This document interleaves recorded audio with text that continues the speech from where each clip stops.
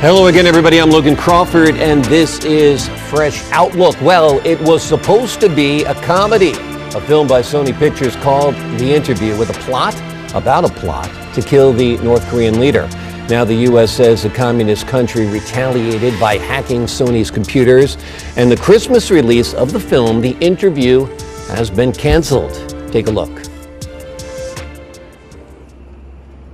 The decision from Sony Pictures to cancel the release of the North Korean comedy The Interview is drawing anger from hackers and moviegoers alike. We're going to North Korea! The film, a comedy about assassinating North Korean leader Kim Jong-un, was canceled after hackers threatened a 9/11 type attack on theaters showing the movie. So I don't think that North Korea has that much control over Hollywood.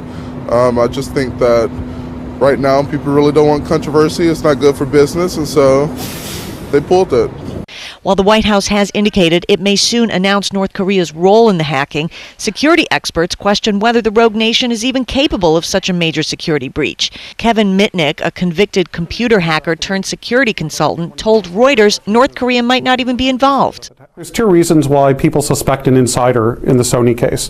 One is the amount of data that was stolen from the company is 100 terabytes.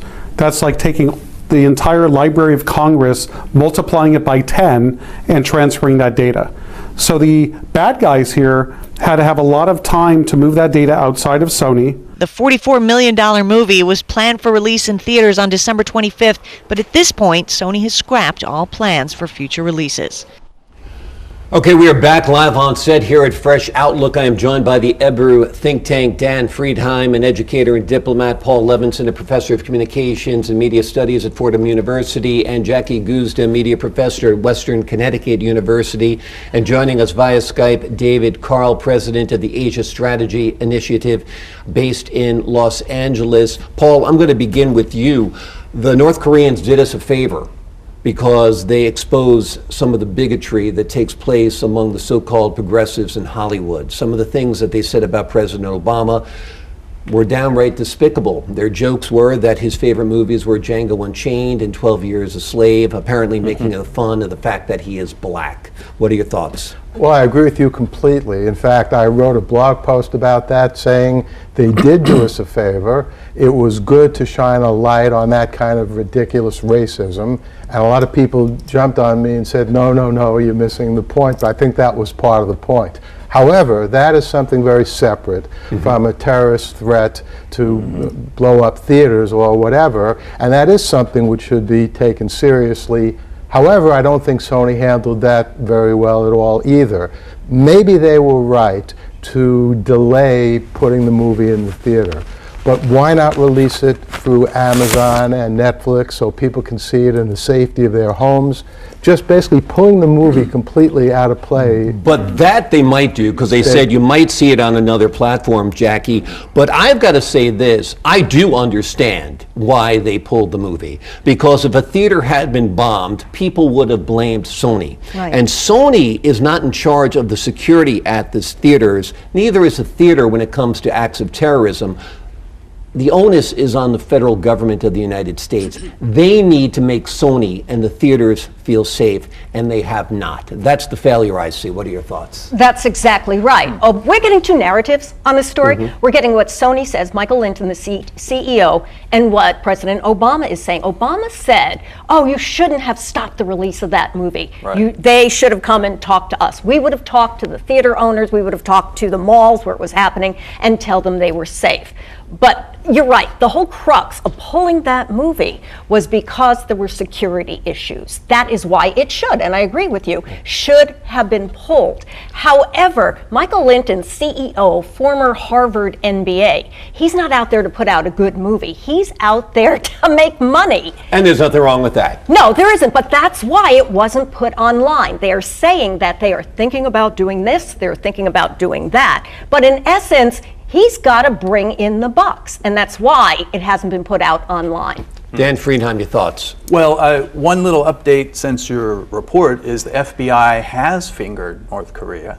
They're saying it was North Korea not with the help of China or Russia. It was a kind of covert cyber attack, right?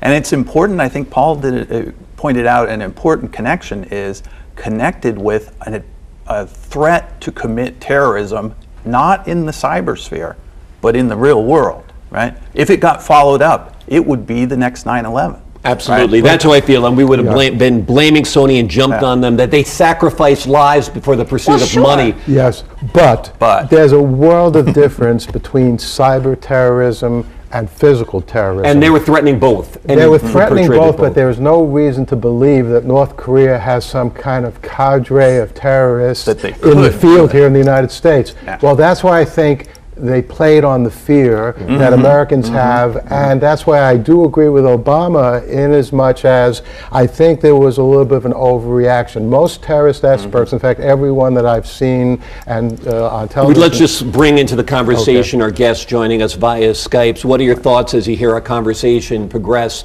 Did Sony make a mistake? What are your thoughts on North Korea perpetrating this act on its own? Yeah, I agree that Sony really had no choice. It had a really bad few weeks, and it needs to minimize the damage to itself.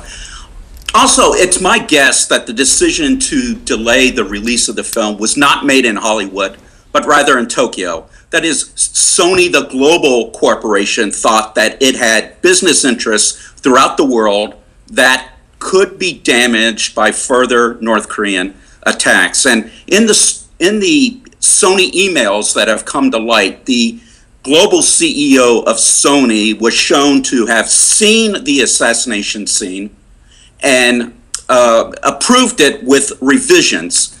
So my guess is that Sony in Tokyo decided that it was time to minimize the damage to Sony's global corporate interest. All right, David, thank you for your thoughts. Let me just steer this conversation for just a second.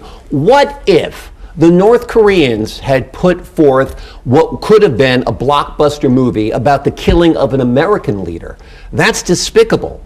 From their standpoint, the same can be said of Americans. How dare we put together a comedy about killing their leader? Well, there was a movie about killing George Bush about 10 years ago. It was a British movie. I'm no fan of Bush, but I didn't like that movie. I saw it. I was very uncomfortable seeing the movie. So I don't blame the North Koreans for being upset. Look, it's a ridiculous, silly movie, but we can't put ourselves in the heads of this other country. They were wrong in terms of what they did, but frankly, it's not exactly as if Gone with the Wind or some great movie was at stake here. But Gone with the Wind actually is the target of terror on a level too. In Georgia, often the homestead of the author has been burned down multiple times because it is extremely offensive to black people, the way they're portrayed in that film. So standpoint makes a big difference in this. Jackie, the other favor I think the North Koreans did for the United States is this. They have exposed the weaknesses in our online infrastructure. They attacked Sony. They could have attacked Con Edison. They could have gone after our power grid. Why are we so vulnerable? Michael Linton, CEO of Sony, said that their cybersecurity was as safe as 90% of any corporation in the United States. We are extremely vulnerable. And now look, but this is not a new topic. We've known for years that our infrastructure is always in danger of some kind of cyber attack. The electric grid could go down. They could stop the traffic lights. And apparently they still can. I'm going to stop you there. I'm going to give Dan the final thought because we only have about 20 seconds left. This is a big foreign policy development. The first successful cyber attack hurting a company. We're talking about them losing lots of money, reputational costs. Dan, thank you very much. That is it for this edition of Fresh Outlook right here on Ebru, the TV talk show that does what else but help you keep your outlook fresh and informed and even a little feisty as you saw today. I'm Logan Crawford. Thanks for joining us.